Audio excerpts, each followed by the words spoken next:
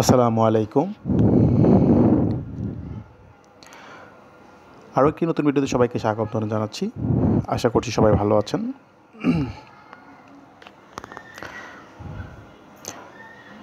আপনাদের ভালোবাসায় আমার এই চ্যানেলটি সুন্দরভাবে এগিয়ে যাচ্ছে। আর সবচেয়ে বড় কথা হচ্ছে আপনারা যেভাবে কমেন্ট করছেন, যেভাবে ভিডিও দেখছেন, মানে আমার সাথে আছেন বা পাশাপাশি চলতেছেন, এজন্য সবাইকে অনেক অনেক ধন্যবাদ। আমিও আমার বেস্ট ইনশাল্লাহ সবসময় দেওয়ার চেষ্টা করব। আজকের ভিডিওর টপিক হচ্ছে লো পেইড শেয়ার। সো এখন কিন্তু লো পেইড অনেক ভালো করছে এবং আরও ভালো করার জায়গা আছে। তো গত বৃহস্পতিবারে অনেকগুলো লো পেইড ব্রেকআউটও করেছে। সো সব কিছু মিলে আমরা লো পেইডের অবস্থান দেখব যে আসলে কোনগুলোর কী অবস্থায় আছে। আর বেশিরভাগ মানুষই কিন্তু লো পেইড শেয়ার পছন্দ করে, কারণ তারা জানে যে লো পেইড যখন বাড়ে অল্পতেই প্রফিট বেশি দেয়, অল্প দিনে। হ্যাঁ, তো পুরো ভিডিওতে থাকছে লো পেইডের আলোচনা। আর এইখানে আজকে বিকালে যে ভিডিওটা দিয়েছিলাম যে 13 তারিখের বাজার নিয়ে টোটাল যে আলোচনা করেছি, এখানে কিন্তু অনেকেই কমেন্ট করেছেন। কেমন? সো সবার কমেন্টের অ্যান্সার আমি ইনশাল্লাহ শনিবার দুপুরে যখন ভিডিও করব তখন আমি দিব। তো আপাতত আপনারা আপনাদের কমেন্ট এখানে করে রাখতে পারেন। অনেকেই কমেন্ট করেছেন, অনেক ধন্যবাদ আপনাদের কমেন্টের জন্য। তবে অ্যান্সার ঠিক এই মুহূর্তে করব না। কারণ আমি যেহেতু লো পেইড নিয়ে এখন ভিডিও করব, তারপর আরও কমেন্ট জমুক এখানে। কেমন? তো যারা আপনাদের কোনো স্টক নিয়ে জানতে চান তারা কিন্তু এখানে কমেন্ট করে রাখতে পারেন। ওকে, আমি ইনশাল্লাহ শনিবারে যখন ভিডিও করব, শনিবার দুপুরে, তখন আপনাদেরকে এই সমস্ত কমেন্টের অ্যান্সার করব। আসলে অনেক ভালো লাগছে আপনাদের এত কমেন্ট দেখে, অনেকগুলো কমেন্ট হয়েছে এখানে। এনিওয়ে, সবাইকে আবারও অন্তরের অন্তঃস্থল থেকে ধন্যবাদ জানাচ্ছি। আসেন লো পেইডে। তবে একটা মজার জিনিস আমি সবসময় বলি যে কোন স্টকগুলো বেশি প্রায়োরিটি দেওয়া উচিত বাই করার ক্ষেত্রে। ধরেন একটা স্টক একদিন, 2 দিন, 3 দিন বেড়েছে, তারপরে আবার একদিন 2 দিন স্লো যাচ্ছে। হ্যাঁ, অনেক সময় স্লোটা সে ভলিউম মেনটেন করে স্লো থাকে, আবার অনেক সময় ভলিউম ড্রাই করে স্লো থাকে। দুইভাবে সে স্লো থাকতে পারে। সো ভলিউম ড্রাই করে যদি স্লো থাকে তাহলে সেখানে সময়টা হয়তো 1 দিন, 2 দিন, 3 দিন বেশি নিতে পারে। কিন্তু ভলিউম মেনটেন করে যদি স্লো থাকে তাহলে কিন্তু সময়টা সর্বোচ্চ 2 দিন নিতে পারে। আসেন উদাহরণে চলে যাই, তারপর লো পেইড নিয়ে আলোচনা করি। এটা খুব ইম্পর্ট্যান্ট একটা বিষয়। এজন্য এটা আসলে যেহেতু ফার্স্ট সিকিউরিটি ব্যাংকটা প্রথমে স্ক্রিনে ছিল এবং এটার অবস্থান দেখে আমার কাছে খুবই ভালো লেগেছে। তো এই জন্য এটা জাস্ট স্টাডি পারপোজ। হ্যাঁ, এটা কোনো বাই সেলের জন্য না, স্টাডি পারপোজ আমরা একটু কথা বলি। জাস্ট 1 মিনিট সময় নেব, বেশি নেব না। একটা স্টক দেখেন, সে কিন্তু অনেক দিন ধরে আপনারা দেখছেন যে ভলিউম হচ্ছে না, মোটামুটি এখানে দেখেন তেমন কোনো আশানুরূপ কিছু হয়নি। বাট অনেক দিন পর সে কী করলো, 79 মানে 79 লক্ষ ভলিউম করলো। সরি, 79 হবে না, এটা হ্যাঁ 79, রাইট, 79 79 লক্ষ ভলিউম করলো। দ্যাট মিন সেদিন সে হল ছিল 390, 420 হল ছিল। পরের দিন সে ভলিউম আরও বাড়িয়েছে, হল করতে পারেনি কিন্তু মোটামুটি ভালো বেড়েছে। সো কী হলো, এখানে কিন্তু একটা গেম হয়ে গেল তার। খেয়াল করেন, মোটামুটি 3 টাকা 60 পয়সা থেকে 4 টাকা 60 পয়সা, 1 টাকার একটা গ্যাপ, ছোট্ট একটা স্টক। হ্যাঁ, পুরো 1 টাকার একটা গ্যাপ দিল এই কয়দিনে, লাস্ট 2-3 দিনে হোক বা 4-5 দিনে মিলিয়ে হোক বা 1 সপ্তাহে মিলিয়ে হোক। তাহলে এখন সে এখানে মোটামুটি আবার 1 দিন 2 দিন স্লো, তাহলে অবশ্যই এটা একটা ভালো স্টক বাই করার ক্ষেত্রে। কেন জানেন? সে এখানে ফার্স্ট রাউন্ড শেষ করার পরে যদি এখানে স্লো আছে, তাহলে সে কী করবে, নেক্সট তার রেজিস্ট্যান্সের দিকে যাবে। এখন তার রেজিস্ট্যান্স যদি আপনারা বের করতে চান, আপনারা রেজিস্ট্যান্স ধরতে পারেন 490 থেকে 520। তাহলে এটা হচ্ছে তার একটা স্ট্রং রেজিস্ট্যান্স জোন। তো এখন খেয়াল করেন, আপনারা যদি 450, 440 এইখানে কিনে যদি কয়েকটা দিন সময় দিতে পারেন, হঠাৎ করে দেখেন ভলিউম কিন্তু সে ড্রাই করে ফেললো। এখানে যে 94 লাখের একটা ভলিউম ছিল, তারপরের দিন হয়ে গেল কত, 58 লাখ, তারপরের দিন হয়ে গেল 37 লাখ। দ্যাট মিন একদম ড্রাইয়ের দিকে যাচ্ছে। এখন বড় জোর একদিন সময় নিতে পারে, আবার সময় নাও নিতে পারে। যেহেতু দর্জি ক্যান্ডেল করে ফেলছে, সময় নেওয়ার পসিবিলিটি কম, এখান থেকে সে টান দিতে পারে। সো এটা হচ্ছে এজন্যই বলা, আপনারা যখনই কোনো স্টক বাই করতে চান নিজে নিজে, তাহলে আপনাদের প্রথম টার্গেট থাকবে ওই স্টকটা কি 2-1 দিন বেড়েছে কিনা ভলিউম নিয়ে, বাড়ার পর আবার 1 দিন 2 দিন স্লো আছে কিনা এরকম খেয়াল করবেন, ঠিক আছে?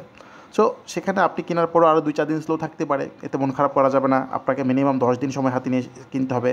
আরে ভাই 10 দিনে যদি 5% ব্যবসা পান আলহামদুলিল্লাহ। হ্যাঁ, এই বাজারে 700 কোটি লেনদেনের বাজারেও অনেকেই ব্যবসা করতে পারতেছে না, তাই না? তো আপনি যদি 5% করে হ্যাপি থাকতে পারেন আলহামদুলিল্লাহ, 5% নিয়ে হ্যাপি থাকেন। আপনার টার্গেট থাকবে 10 দিনে 5% ব্যবসা করবেন, ঠিক আছে? আপনি হয়তো বলতে পারেন যে ভাই অন্যান্য স্টক তো অনেক বেশি বাড়তেছে, টানা 2 দিন 3 দিন হল্ট হচ্ছে। ওগুলো আসলে হল্ট হচ্ছে ঠিক আছে, কিন্তু ওগুলো এমন এমন প্রাইসে মানুষ আটকায় আছে বা আপনি আটকায় আছেন, এখন টানা কয়েকদিন হল্ট হলো কি আপনার কেনা দামে যাবে না। বাট খুবই অল্প মানুষ এই জায়গায় কিনতে পারছে যেখান থেকে সে টানা হল্ট হওয়া শুরু হয়েছে। খুবই অল্প মানুষ সেখানে কিনতে পারছে। আই থিঙ্ক কোনো গেমলাররা ছাড়া এটা সাধারণ পাবলিক যে কোনো স্টক এত নিচে কিনতে পারে না। ধরেন আমি আইবিপির কথাই বলি, 10 টাকা থেকে 14 টাকা 15 টাকা হয়ে গেল, তাহলে 50% বেড়ে গেলো না? এখন আমি আপনি কি 10 টাকায় কিনে 15 পর্যন্ত ওয়েট করতে পারবো? আমরা 10 টাকায় কিনলেও কিন্তু কি 11 টাকায় সেল করে দিই, কারণ আমরা অল্প লাভেই সবসময় শেয়ার সেল করে থাকি। সো এখন 10 থেকে 15 গিয়েছে, এটা কাউকে উদাহরণ আপনি দেখাতে পারবেন না, কারণ আপনি নিজেও যদি 10 টাকায় কিনে রাখেন আপনি 15 পর্যন্ত কখনোই রাখতে পারবেন না। আপনি হয়তো 11, 11.5 বা সর্বোচ্চ 12তে আপনি সেল করে দেবেন। ওকে, আচ্ছা, তাহলে এটা একটা উদাহরণ যে আপনারা যে কোনো স্টক 1 দিন 2 দিন বাড়ার পর যখন আবার 1 দিন 2 দিন স্লো থাকবে, আপনারা এটা নিজেরা একটু স্টাডি করে কিনবেন, কেমন? স্টাডি করে তারপর যে কোনো স্টক কিনবেন। এখানে একটা উদাহরণ দিই, দেখেন এই উদাহরণটা কিন্তু আপনাদের অনেক হেল্পফুল হবে। এই দেখেন ফার্স্ট রাউন্ড কিন্তু মোটামুটি শেষ করেছিল, সে কী করলো, স্টিলক্রাফট ফার্স্ট রাউন্ড ভালোই শেষ করেছিল, এখানে একটা ভালো গ্যাপ দিয়েছে, মোটামুটি 12-13 টাকার গ্যাপ দিল। তারপর সে কী করলো, এইখানে কিন্তু এই দেখেন এইখানে কিন্তু মোটামুটি আবার 7-8 দিন রেখে দিল। এখন কেউ যদি এখানে ধরেন পরপর 2 দিন কমলো, এই 2 দিনের আপনি কিনলেন, 60-এর আশেপাশে কিনলেন, তারপর হয়তো আপনি 63-64তে লাভ নিলেও নিতে পারতেন, বা আপনি হয়তো চেয়েছেন যে আরও বেশি করবেন প্রফিট, তা আপনি তাহলে 4-5 দিন 10 দিন এখানে আপনি ওয়েট করলেন, এরপরে কিন্তু আপনাকে মোটামুটি ভালো ব্যবসা দিল। দেখেন এখানে টানা 3 দিন বাড়ার পরে এখানে সে 2 দিন কমেছে, তা আপনি ধরেন 60-এর আশেপাশে কিনলেন এবং আপনি 10 দিন ওয়েট করলেন, তাহলে কিন্তু আপনাকে মোটামুটি সে কী করলো, 15 থেকে 16% ব্যবসা দিল। আমি মাত্র 5% ব্যবসার কথা বলেছি, 10 দিনে 5%, সেখানে কিন্তু 15%-এর উপরে দিয়ে দিল। হ্যাঁ, 15% দিয়ে দিল। সো এইরকম অনেক স্টক আছে যে টানা 2 দিন 3 দিন বেড়েছে, এরপর আবার 2 দিন 3 দিন স্লো আছে। এগুলো আপনারা যদি স্টাডি করেন আপনারা পাবেন, ঠিক আছে? আমি এখানে ডিরেক্টলি কেনা বেচার কথা বলতে পারি না, বলা উচিতও না। জাস্ট স্টাডি পারপোজ যতটুকু বলা যায় করা যায় সেগুলো আমরা এখানে ভিডিওতে করি, কেমন? এটা মাথায় রাখবেন। ইসলামী ব্যাংক যদি আপনারা চার্ট বের করেন এবং এটা নিস্তারি করেন, আমি এতক্ষণ যা বলেছি তার উত্তর আপনারা পেয়ে যাবেন, ঠিক আছে? এটা নিয়ে একদমই কিছু বলার নাই, কিন্তু সমস্ত উত্তর ইসলামী ব্যাংকের ভিতরে আছে এতক্ষণ যা আলোচনা করেছি, ঠিক আছে? এটাও একটা ভালো উদাহরণ হতে পারে আপনাদের জন্য, চমৎকার একটা উদাহরণ হতে পারে। সো এটা নিস্তারি করেন, হ্যাঁ, কোথায় সাপোর্ট সেটা দেখেন, খুঁজে বের করেন। এরপর ভলিউম কিন্তু সে ড্রাইয়ের দিকে, হ্যাঁ, ভলিউম কিন্তু মোটামুটি ড্রাই দিকে। আরেকদিন যেটা করতে পারে, একটা বড় ভলিউম নিয়ে মারতে পারে, কারেকশন করতে পারে, তারপর সে টান দিতে পারে, অথবা যেহেতু ড্রাই করে ফেলছে এখান থেকে সে আবার টান শুরু হয়ে যেতে পারে। সো এটা নিয়ে স্টাডি করবেন, এটা একটা রিকোয়েস্ট আপনাদের জন্য, মানে আপনাদের কাছে আছে, এটা নিয়ে অবশ্যই স্টাডি করবেন ইসলামী ব্যাংক নিয়ে। ওকে, এইবার আসলে কথা না বাড়াই, আসলে কথা বলতে ভালো লাগে, কিন্তু প্রবলেমটা হচ্ছে ভিডিও অনেক লম্বা হয়ে যায়, আপনারা আবার লম্বা ভিডিও দেখতে চান না। যখনই 25-30 মিনিটের ভিডিও হয়, এটা আমার নিজেরও আপলোড করতে কষ্ট হয়, আবার আপনারা দেখতেও চান না। সো আমিও চাই শর্টকাটে শেষ করতে। আসলে বাজারটা এমন একটা জিনিস, মানে কথার প্রসঙ্গে কথা চলে আসে। ওকে, ব্যাংক সেক্টরে লোপেট বলতে তেমন কিছু নেই, ঠিক আছে? আমরা ব্যাংকের সেক্টরের দিকে আমরা আসলে তেমন কিছু পাবো না লোপেডে। তবে আমরা যেটা জানি, এখানে কিন্তু রূপালী ব্যাংকের শেয়ার সংখ্যা কম, রূপালী ব্যাংক কিন্তু চাইলেই অল্প ভলিউমে ভালো করতে পারে, ঠিক আছে? এখন রূপালী ব্যাংকও কিন্তু একটা ভালো উদাহরণ। রূপালী ব্যাংক কোথায় গেল? এই যে রূপালী ব্যাংক, একই অবস্থা, টানা কয়েকদিন বেড়েছে, এখানে সে 1 দিন 2 দিন রেস্ট নিচ্ছে, ভলিউম ড্রাই হচ্ছে। সো 2-1 দিনের ভিতরে আবার সেকেন্ড রাউন্ড শুরু হবে। এখন সেকেন্ড রাউন্ড যে শুরু হবে, আপনি তার রেজিস্ট্যান্ট আগে দেখে নেবেন, তার রেজিস্ট্যান্ট কোথায়। তার রেজিস্ট্যান্ট কিন্তু মোটামুটি এখানে অনেক উপরে। এখন এইগুলো যে রেজিস্ট্যান্ট এগুলো ভেঙে ফেলবে, কারণ তার যে বর্তমান অবস্থা এগুলো ভেঙে ফেলবে। রেজিস্ট্যান্ট কিন্তু মোটামুটি অনেক উপরে, একদম 30 টাকা।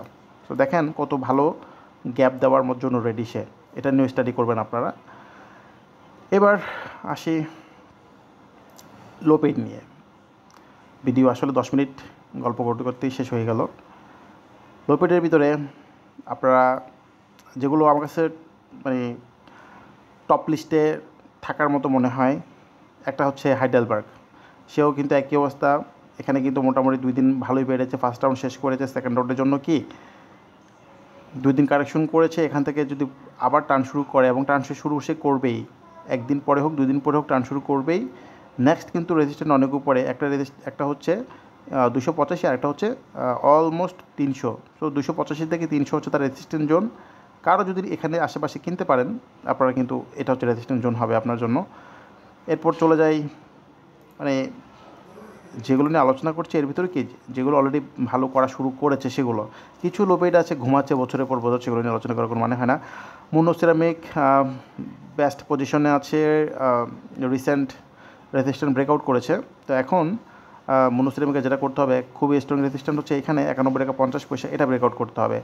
অথবা কারো যদি নিচে কেনা থাকে 82-83 দিকে, তারা আপাতত 91-92 আশেপাশে প্রফিট নিতে পারেন। যদি এটা ব্রেকআউট করে তাহলে কিন্তু আবার নতুন করে এন্ট্রি দিতে পারেন, বা কিছু শেয়ার এখানে মারতে পারেন। কিছু শেয়ার ব্রেকআউট করে কিনা সেটার জন্য ওয়েট করতে পারেন। ব্রেকআউট করলে কিন্তু সে সামনের দিকে আরও যাবে।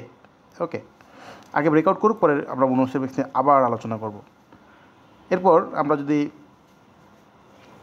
লো পেইডে যাই, যেগুলো ট্রেন্ডে আছে সেগুলো নিয়ে আলোচনা করছি। সো কিছু কিছু বাদ যেতে পারে। আর এখানে একটা কথা আছে, কিছু আছে সেমি লো পেইড। সেমি লো পেইড বলতে কি, তার শেয়ার সংখ্যা একটু বেশি, সে অনেক সময় বিগ পেইডের মাঝখানেও পড়ে যায়। হ্যাঁ, তো এগুলো নিয়ে আসলে কেউ আশা করি ভুল ধরবেন না। আনোয়ার গ্যালভানাইজিং ভালো করছে, খুবই ভালো অবস্থা। দেখেন এই যে আমি যে একটা আলোচনা করলাম প্রথম 10 মিনিটের, এর উত্তর কিন্তু আনোয়ার গ্যালভানাইজিং আছে। ফার্স্ট রাউন্ড ভলিউম নিয়ে সে শেষ করেছে, সেকেন্ড রাউন্ডে শুরু করেছে, মাঝখান দিয়ে সে কী করলো 5-7 দিন কিন্তু এখানে এই যে দেখেন এই যে লাল যে ক্যান্ডেলগুলো এখানে সে কারেকশন করেছে। তো আপনাদেরকে এখানে কিনতে হবে, এখানে কিনে ওয়েট করতে হবে। হ্যাঁ, এখন আপনি এখানে ধরেন আজকে কিনেছেন 29 জুন, তারপরে হয়ে গেল 3 জুলাই, 7 জুলাই বাড়তেছে না কেন, তারপর হয়ে গেল 8 জুলাই বাড়তেছে না কেন, হ্যাঁ সেল করে দিলেন, এরপরে কিন্তু বাড়া শুরু হলো। সো এটা করা যাবে না, অবশ্যই 10 দিন সময় নিয়ে হাতে তারপর কিনবেন, ইনশাল্লাহ আপনাকে ব্যবসা দিবে। সো এটা একটা উদাহরণ। হ্যাঁ, আপনারা অবশ্যই এই টেকনিকটা ফলো করবেন। যে কোনো স্টক 2-4 দিন বাড়ার পরে যখন আবার 2-3 দিন স্লো থাকবে, ওটাতে ঢুকে পড়বেন চোখ বন্ধ করে, ইনশাল্লাহ আপনাকে ব্যবসা দিবে। আনোয়ারের আপাতত স্ট্রং রেজিস্ট্যান্ট জোন আবারও বলি এইখানে 74-এর আশেপাশে। এটা যদি ব্রেকআউট করে আনোয়ার নিয়ে আমরা আবার আলোচনা করব নেক্সট কোনো ভিডিওতে। আপাতত 74 রেজিস্ট্যান্ট। আমরা চলে যাই হচ্ছে এরপরে, হ্যাঁ ভিডিও টোকার নিয়ে একটু আলোচনা করতে হবে, কারণ সে ভলিউম পাওয়া শুরু করেছে, যদিও তার রেজিস্ট্যান্ট জোন হচ্ছে এখানে 102-3-এর আশেপাশে। এটা যদি ব্রেকআউট করতে পারে ভলিউম নিয়ে, তাহলে কিন্তু ভালো কিছু আশা করা যেতে পারে। বিডি ল্যাম্প ভালো করছে, তার যেভাবে সে একটু একটু করে বাড়তেছে, ট্রেড প্যাটার্ন খুবই ভালো। যদিও রেজিস্ট্যান্ট 140, আপাতত যাদের আছে 140-এর আশেপাশে প্রফিট নেবেন। এরপরে যদি ব্রেকআউট করে 140, আমরা এটা নিয়ে নতুন করে আবার কথা বলবো। ওকে, এরপরে আমরা কেএনকিউ চলে যাই। এটা অনেকেরই পছন্দের শেয়ার, অনেকেই এটাকে আসলে ছাড়তেও চান না, কারণ কারো পোর্টফোলিওতে এটা থাকে। সো ভালো, খুবই ভালো, কিন্তু আপাতত রেজিস্ট্যান্ট হচ্ছে 226, এখানেও একটু রেজিস্ট্যান্ট আছে 219। সো 219 থেকে 226-এর মধ্যে কিন্তু তার একটা স্ট্রং রেজিস্ট্যান্ট জোন। এই চ্যানেলটা যদি সে টপকায় ফেলতে পারে, তাহলে কিন্তু মোটামুটি 240 থেকে 250-এর ঘরে চলে যাবে। কেমন? এরপর আরেকটা পছন্দের লো পেইড মুন্নো অ্যাগ্রো, দারুণ অবস্থা। দেখেন কি সুন্দর ভলিউম নিয়ে সুন্দর ক্যান্ডেল করেছে, দারুণ। আপাতত যেটা হচ্ছে 351 টাকা রেজিস্ট্যান্ট। আশা করি সে খুব তাড়াতাড়ি এই রেজিস্ট্যান্টটা সে টাচ করাবে। যাদের আছে দেখে শুনে রেজিস্ট্যান্ট লেভেলে সেল করতে পারেন। এরপরে আমরা যদি ওকে, ন্যাশনাল টিউবটা কিন্তু লো পেইডের মধ্যেই পড়ে এবং খুব ভালো অবস্থায় আছে। এই যে দেখেন ফার্স্ট রাউন্ড সে শেষ করেছে, সেকেন্ড রাউন্ডের জন্য সে পুরো রেডি। পরপর 2 দিন বড় ভলিউম নিয়ে এসে কারেকশন করেছে। এর মানে হচ্ছে রোববার অথবা সোমবার একটা বড় কিছু করে ফেলবে। দ্যাট মিন খুব বড় একটা টানের জন্য ন্যাশনাল টিউব রেডি, ঠিক আছে। এবং পরের যখন টানটা দেবে সে কিন্তু এই 93 রেজিস্ট্যান্স ভেঙে ফেলবে, এটা মোটামুটি আমি শিওর। কারণ এত সুন্দর চার্ট, এত সুন্দর কারেকশন সাধারণত দেখা যায় না। ন্যাশনাল টিউব একদম 10-এ 10 দেওয়ার মতো একটা স্টক। সো যারা বৃহস্পতিবারে কিনতে পারছেন ইনশাল্লাহ আপনাদেরকে এটা ভালো ব্যবসা দিবে, লিখে রাখেন। এরপর রংপুর ফাউন্ড্রি চার্ট খুবই ভালো, এখান থেকে বড় কিছু করে ফেলতে পারে। হ্যাঁ, এটা আবার যখন বাড়ে তো টানা কয়দিন বাড়ে, তবে আপাতত 157 টাকা পর্যন্ত রেসিস্ট্যান্ট। কারো যদি আশেপাশে কেনা থাকে 40-এর আশেপাশে আপাতত এখানে প্রফিট নেবেন। এরপর ওয়ালটন ভালো চার্ট বলতে গেলে খুবই ভালো, কিন্তু তাকে যেটা করতে হবে আরও বড় ক্যান্ডেল করতে হবে, একদম হল্টের মতো ক্যান্ডেল করতে হবে। আপাতত রেজিস্ট্যান্ট আসলে তার এটা খুব স্ট্রং একটা চ্যানেল, এটা ব্রেকআউট করতে হবে তাকে। সো যেটা দরকার, রোববারে যদি বড় কোনো ভলিউম নিয়ে যদি হল্টের কাছে চলে যায় তাহলে কিন্তু সে টানা কয়েকদিন বাড়বে এবং এই টানে 500 থেকে 520 চলে যেতে পারে। সো এটাতে আপনারা নজর রাখতে পারেন ওয়ালটনে, কারণ সে অনেক দিন পর আস্তে দেখেন অনেক দিন কারেকশন করার পর সে কি আস্তে আস্তে উঠতেছে। এগুলো সে কী করে, এগুলো একটা সিগন্যাল হয়। এই যে দেখেন অল্প অল্প করে উঠতেছে। এইসব স্টক যখন বাড়া শুরু করে টানা 2-3 দিন বাড়ে, 2-3টা হল মারতে পারে। সো স্পেশাল নজর রাখেন এটাতে। ফাইন্যান্স নিয়ে আলোচনা না করেই, কারণ ফাইন্যান্সে তেমন কোনো লোপেট নেই, ঠিক আছে। আমরা আচ্ছা, ফাইন্যান্সে শেয়ার সংখ্যা কম আছে, এরকম 2-1টা শেয়ার আছে, তবে যদিও ফাইন্যান্স সেক্টর এখন ওভাবে লিড দিচ্ছে না।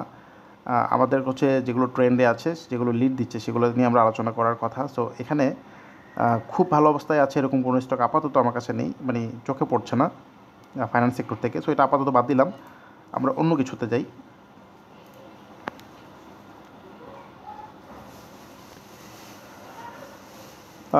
এমসিএল প্রাণ, ওকে, দেখেন তার যে আপাতত এই একটা চ্যানেল 200 থেকে 212 একটা চ্যানেল ছিল, সেটা সে ব্রেকআউট করে ফেলছে।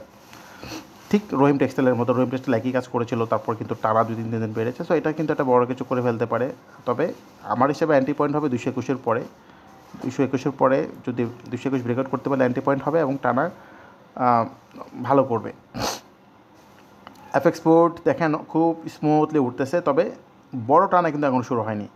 বড় টান শুরু হতে হলে তাকে যেটা করতে হবে, এই রেজিস্ট্যান্টটা ভাঙতে হবে 214 টাকা 50 পয়সা। এটা যদি ভেঙে ফেলতে পারে তাহলে আই থিঙ্ক হয়তো রোববারে বড় কিছু করে ফেলতে পারে, কারণ সে অলরেডি অনেকটাই তুলে রাখছে। তো এই স্টকগুলোতে নজর রাখা যায়। তারপর বঙ্গস খুব ভালো পজিশন, ভালো ভলিউম পেয়েছে, কিন্তু যেটা করতে হবে তাকে এই রেজিস্ট্যান্টটা ভাঙতে হবে, 104 টাকা 50 পয়সা রেজিস্ট্যান্টটা ভাঙতে হবে। এরপরে ফাইন ফুড যাদের আছে, আমি কিন্তু ভিডিওতে একবার বলেছিলাম ফাইন ফুড নিয়ে অনেক আগে, আরও 15-20 দিন আগে। সো বলে দিয়েছিলাম যে অবশ্যই সে যেভাবে বাড়তেছে সে কিন্তু এই রেজিস্ট্যান্ট হিট করবে। রেজিস্ট্যান্টটা হচ্ছে 371 টাকা 40 পয়সা। দেখেন আস্তে আস্তে ওখানে যাচ্ছে এবং লাস্ট ডে ভলিউম পেয়েছে, ক্যান্ডেল ভালো করেছে। সো একটা ভালো টান আশা করতে পারি। জেমিনি বলেছি বারবার যে আপাতত 350-351 দিকে যাবে। সো যাদের আছে দেখে শুনে সেল করবেন। আমার কাছে মনে হচ্ছে 160-এর দিকে যাবে ইনশাল্লাহ, 160, 62 বা 155 এই লেভেলটা যাবে, দেখে শুনে সেল করবেন।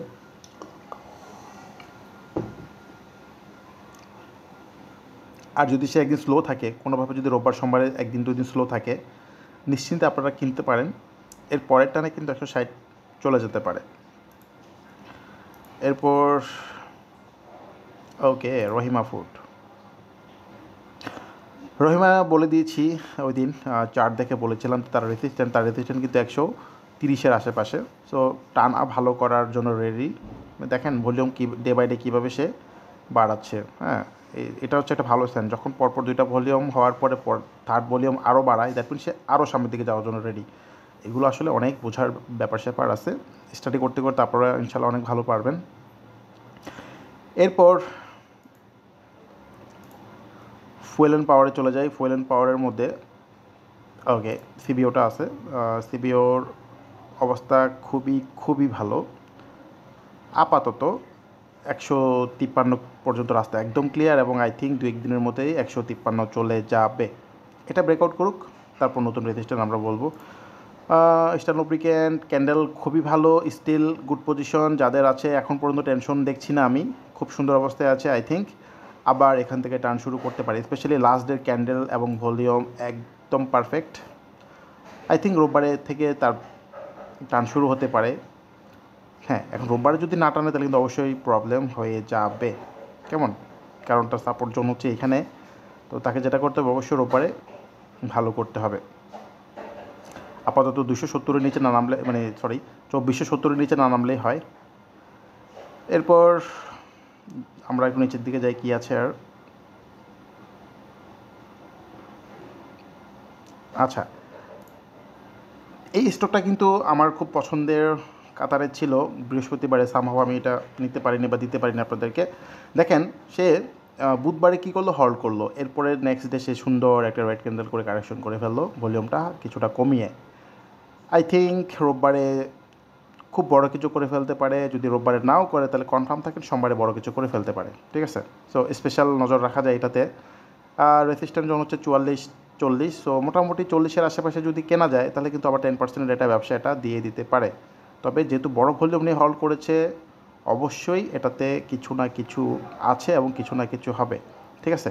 এভাবে আপনাদেরকে কেউ ধরাই দিবেন, আমি যেভাবে আইটেম ওয়াইজ ধরাই দিচ্ছি, অনেকেই আছে পুরো আপনাদেরকে খালি বাজার বোঝাবে, সূচক এই হবে, সূচক সেই হবে, দরকার নাই। আপনাকে জাস্ট সেক্টর এবং স্টক যদি ধরাই দিতে পারে আপনি ব্যবসা পাবেন। আপনাকে পুরো বাজারের উপর পিএইচডি করার দরকার নাই, সূচক কোথায় যাবে, সূচকের কি কিছু জানাতে হবে না।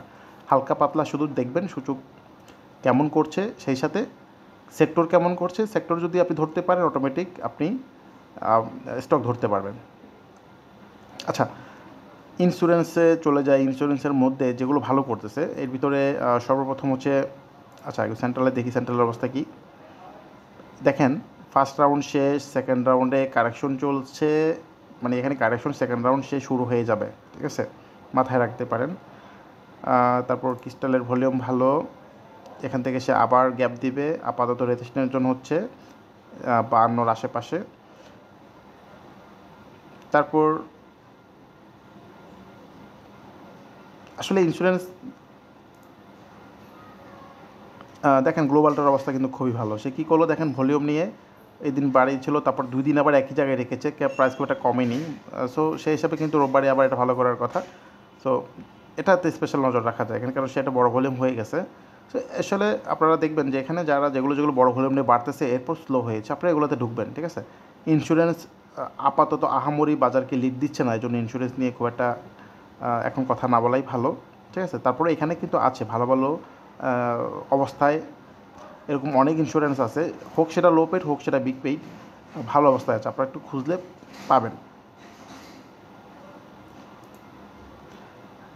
আইটি সেক্টরের মধ্যে এডিনের অবস্থা ভালো, যদিও সে মোটামুটি লো পেড বিগ পেড দুইটা মিলিয়ে আমরা সেমি বিগ পেড বলতে পারি তাকে।